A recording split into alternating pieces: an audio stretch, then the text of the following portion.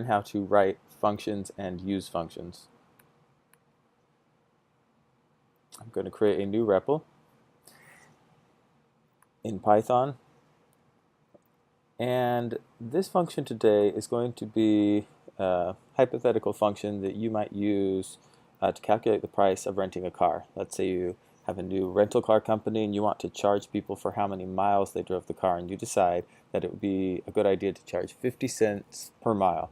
So you want to create a function that can calculate that for you. So I'm going to write a comment that says what the function does before I define it. So this will be returns the price of renting a car based on the number of miles driven. Alright, now it's time to define the function. When you define a function, it's different from calling a function in three major ways. So first is that you use the define keyword, which is just def. Then you type the name of the function. I'm going to call it calculate rental price. The second difference when you're defining a function is that you have to choose the names of the variables. Now, people who are calling your function are going to use these names to help them know what types of numbers or strings that they should enter into your function.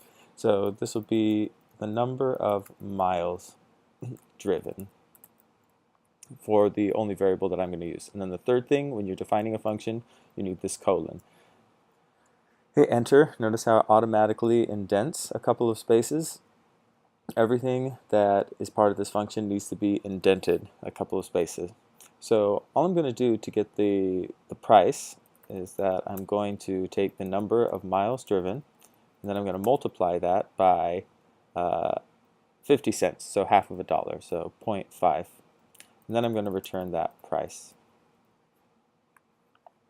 So if I run this, it will define my function, and now it's available to use. So I could say calculate rental price if I drove 100 miles, and it says 50. So that seems correct.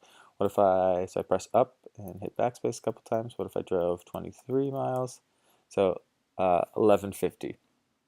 So it looks like it's calculating the rental price correctly. You might be worried that it's not formatting it correctly. There should be an extra 0 after here. Usually you'd have another function that you would use for formatting your numbers if you want to output it and show the person the actual price for the bill.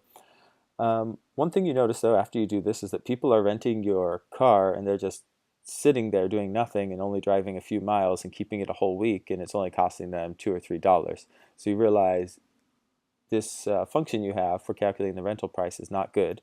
So you want to go back and also base it on the amount of hours that they kept the car. So I'm going to change this description based on the number of miles driven and on the number of hours the car was rented. So now I'm going to want two inputs to my function, also the number of hours rented.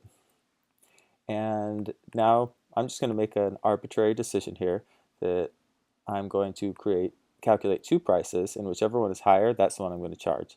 So this will be the miles, this will be the distance price, and then I will also calculate a number of hours rented,